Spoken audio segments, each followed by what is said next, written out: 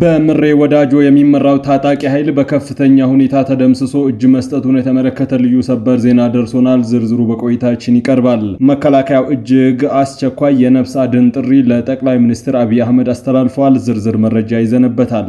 ኢትዮጵያ ውስጥ ዓለምን ያስደነገጠ የጦር ልምምድ ሊደረግ ነው። ተጨማሪ ዘገባ አለን።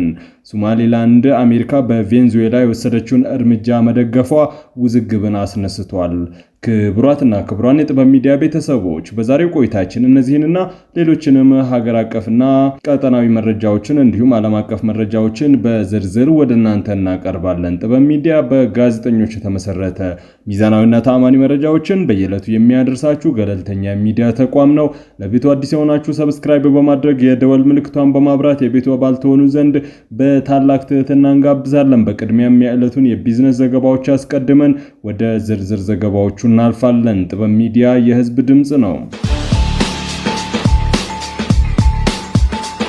ዛሬ በኢትዮጵያ ንግድ ባንክ አንድ የአሜሪካን ዶላር 151 ብር ከ6 ሳንቲም ተገዝቶ 154 ብር ከ6 ሳንቲም ይሸጣል። ፓውንድ ስተርሊንግ 198 ብር ከ3 ሳንቲም ተገዝቶ 202 ብር ከ3 ሳንቲም እየተሸጠ ነው።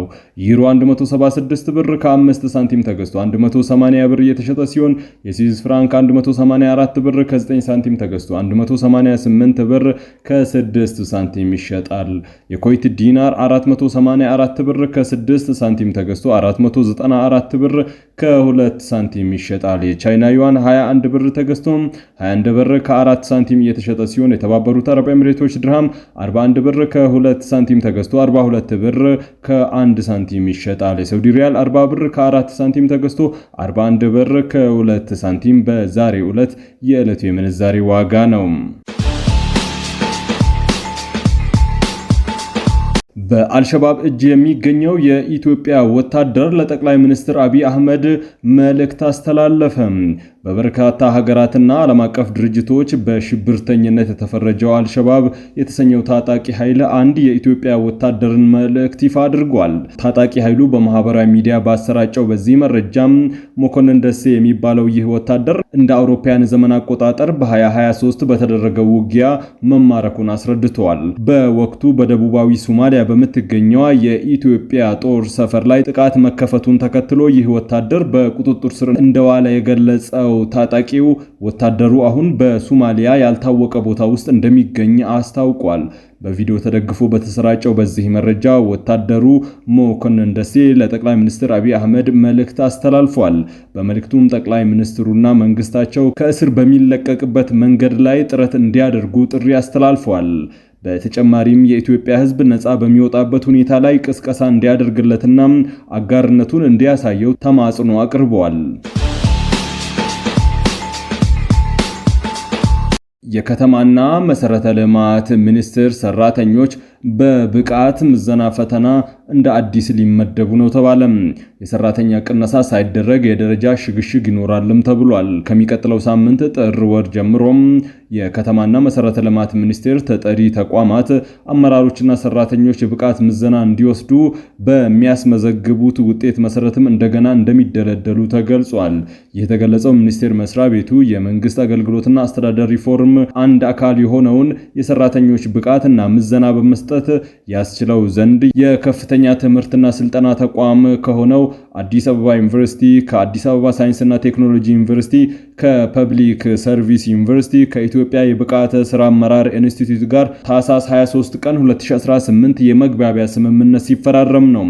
የተደረሰው ስምምነትን አስመልክቶ ለመገናኛ ብዙሃን ማብራሪያ የሰጡት የከተማና መሰረተ ልማት ሚኒስቴር ከፍተኛ አማካሪ የሪፎርሙን ሂደት እንዲተክል የተቋቋመ የቴክኒክ ኮሚቴ ሰብሳቢ ተስፋዬ ወልደ ሚካኤል የከተማና መሰረተ ልማት ሚኒስቴር በሁለተኛው ዙር የመንግስት አገልግሎትና አስተዳደር ሪፎርምን ተግባራዊ እንዲያደርጉ ከተመረጡት 8 መስሪያ ቤቶች ውስጥ አንዱ መሆኑን ገልጿል። ሶማሊላንድ አሜሪካ በቬንዙዌላ ላይ የወሰደችውን እርምጃ እንደምትደግፍ አስታውቃለች። አሜሪካ በቬንዙዌላ ላይ ህገ መንግስታዊ ስርዓትን፣ ዲሞክራሲያዊ ህግንና የህግ በላይነትን ለማስፈን ያለመ የተመጣጠነ ዓለም አቀፍ እርምጃ መወሰድ አለበት የሚለውን አቋም እንደምትደግፍ የሶማሊላንድ ሪፐብሊክ የውጭ ጉዳይና ዓለም አቀፍ ትብብር ሚኒስቴር አስታውቋል። ሚኒስቴሩ ታህሳስ 26 ቀን 2018 ባወጣው መግለጫ ሶማሌላንድ ከአካባቢያዊና ከባለስልጣን ወገን አጋሮች ጋር በመቀናጀት አሜሪካ ለምታደርገው ጥረት እውቅና እንደምትሰጥ ገልጿል። እንዲህ አይነቱ ተሳትፎ በቬንዙዌላ ለረጅም ጊዜ የዘለቀውን ፖለቲካዊና ሰብአዊ ቀውስ ለመፍታት ይረዳልም ብሏል። መግለጫው አክሎም የተቀናጀ ዓለም አቀፍ ሰብአዊ ቀውስን ለመቀነስ ድንበር ተሻጋሪ የወንጀል መረቦችን ለመዋጋትና በቬንዙዌላውያን የሚደረገውን ሰላማዊ የፖለቲካ ሽግግር ለመደገፍ አስተዋጽኦ ይኖረዋል ብሏል። የሶማሌላንድ መንግስት መልእክት ሚኒስትሩ የተኛውም ሽግግር ለብሔራዊ ሉዓላዊነት፣ ለተጠያቂነትና ለሰብአዊ መብቶች መከበር መሰጠት ይገባዋል ሲል አሳስበዋል። አክሎም አቋሙን በዓለም አቀፍ መርሆችና የጋራ ደህንነት ከግምት ውስጥ በማስገባት የተመሰረተ መሆኑን ገልጿል። የሶማሌላንድ አስተያየት የተሰማው በቬንዙዌላ የቅርብ ጊዜ ሁኔታዎች ላይ የተለያዩ ዓለም አቀፍ ምላሾች የተሰጡ ባሉበት ወቅት ነው። ለአብነትም ጠቅላይ ሚኒስትር ቤንያሚን ኔታንያሁ ሀገራቸው አሜሪካ በቬንዙዌላ የወሰደችውን ጠንካራ እርምጃ እንደምትደግፍ ገልጸዋል። ኔታንያሁ የካቢኔ ስብሰባ ሲከፍቱ ባደረጉት ንግግር በዚህ ዓለም ላይ ነጻነትና ፍትህን ለማስፈን አሜሪካ ለወሰደችው ቁርጠኛ ውሳኔ ያለኝን ድጋፍ እገልጻለሁ ብለዋል። እነዚህ አስተያየቶች የተሰጡት አሜሪካ በቬንዙዌላ ፕሬዝዳንት ኒኮላስ ማዱሮ ላይ እርምጃ መውሰዷን ከተናገረች ከአንድ ቀን በኋላ ነው። ይህም በቬንዙዌላ የፖለቲካ ቀውስ ውስጥ በሚደረግ ዓለም አቀፍ ጣልቃ ገብነት ላይ የሚነሳውን ክርክር ይበልጥ እንዲፋፋም አድርጎታል። ቀደም ሲል ቬንዙዌላ ኬንያ በሚገኘው ኤምባሲዋ በኩል እስራኤል ለሶማሌላንድ የምትሰጠውን እውቅና በይፋ የተቃወመች ሲሆን ለሶማሊያ የግዛት አንድነት ያላትን ድጋፍ በድጋሚ አረጋግጣለች። ኤምባሲው በይፋዊ የማህበራዊ ትስስር ገጹ ባሰራጨው መግለጫም በሶማሊያ ግዛት ውስጥ የሚገኝ የመገንጠል ፍላጎት ያላቸውን አካላት እውቅና ለመስጠት የሚደረገውን ማንኛውንም የግል እርምጃ ቬንዙዌላ በጽኑ ትቃወማለች ብሏል። የአፍሪካ ህብረት በቬንዙዌላ እየተካሄደ ያለው ሁኔታ በጥልቀት እያሳሰበው መሆኑን ገልጿል። የአፍሪካ ህብረት የቬንዙዌላ ፕሬዝዳንት ኒኮላስ ማዱሮ ታፍነው መወሰዳቸውና በተቋማት ላይ እየደረሱ ያሉ ወታደራዊ ጥቃቶችን ጨምሮ በሀገሪቱ ያሉ ሁኔታዎች በጥልቀት እያሳሰቡት መሆኑን ገልጿል። ጉዳዩን በቅርብ እየተከታተለ መሆኑን ህብረቱ ባወጣው መግለጫ አስታውቋል። ህብረቱ ለዓለም አቀፍ ህጎች በተለይም ለሀገራት ሉዓላዊነትና ግዛት አንድነት መጠበቅ፣ ራሳቸውን በራሳቸው የማስተዳደር መብት ማረጋገጥ ያለውን ጽኑ ቁርጠኝነት አረጋግጧል። ይህም የሀገራትን ሉዓላዊነትና ራስን በራስ የማስተዳደር መብት በተባበሩት መንግስታት ድርጅት ቻርተር በግልጽ የተጠበቀ መሆኑን ያመላከተው ህብረቱም በሀገራት መካከል የሚነሱ ግጭቶችንና አለመግባባቶች መፈታት ያለባቸው በንግግርና በሰላማዊ መንገድ መሆን እንዳለበት አጽንኦት ሰጥተው ገልጸዋል። በአባል ሀገራት መካከል እንዲህ አይነት አለመግባባቶች ሲፈጠሩም በመልካም ጉርብትና መንፈስና በጋራ ትብብር መርሆች ላይ ተሰርቶ ህገ መንግስታዊ ተቋማት ማዕቀፎችን ተከትሎ በንግግርና በሰላማዊ መንገድ መፍታት እንደሚገባ አሳስበዋል።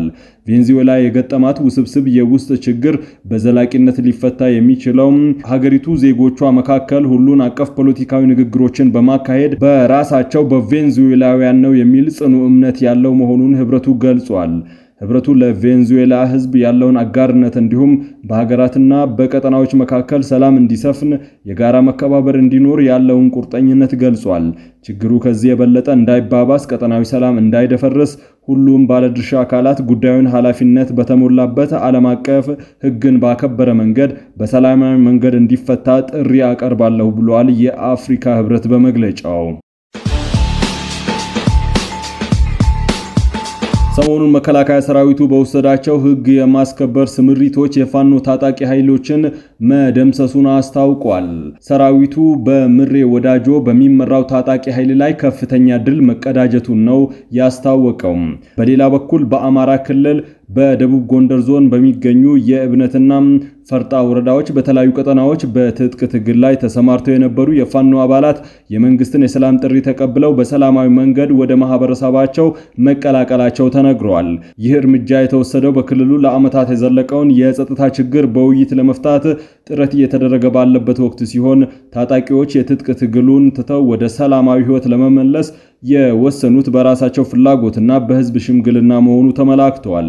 ወደ ሰላማዊ መንገድ የተመለሱት ታጣቂዎች በሰጡት አስተያየት ወደ ጫካ የገቡት የአማራ ህዝብን መሰረታዊ ጥያቄዎች ለማስከበርና በህዝቡ ላይ እየደረሰ ነው ያሉትን ግፍ ለመመከት በሚል ዓላማ እንደነበረም ገልጸዋል። ይሁን እንጂ በትጥቅ ትግል ሂደቱ ውስጥ የሚፈለገውን ፖለቲካዊ ውጤት ከማምጣት ይልቅ በንጹሃን ዜጎች ላይ የሰላም እጦት እንዲከሰት፣ የልማት ስራዎች እንዲስተጓጎሉ፣ ማህበራዊ ቀውስ እንዲባባስ ምክንያት መሆናቸውን በመገንዘባቸው ይህንን ውሳኔ ማሳለፋቸውን ተናግረዋል። ታጣቂዎቹ በሰጡት ምላሽ መጀመሪያ ወደ ትግል የገባነው ለህዝባችን መፍትሄ እንሆናለን በሚል እምነት ቢሆንም ጦርነቱ ወንድም ከወንድም የሚያጋጭና የንጹሃንን ህይወት የሚቀጥፍ መሆኑን በተግባር አይተናል። በመሆኑም የበደልነውን ህዝባችንን በልማት ለመካስና የተነሱ ፖለቲካዊ ጥያቄዎችን በሰላማዊ ድርድር እንዲፈቱ ግፊት ለማድረግ የሰላም አማራጭን መርጠናል ብለዋል ነው የተባለው።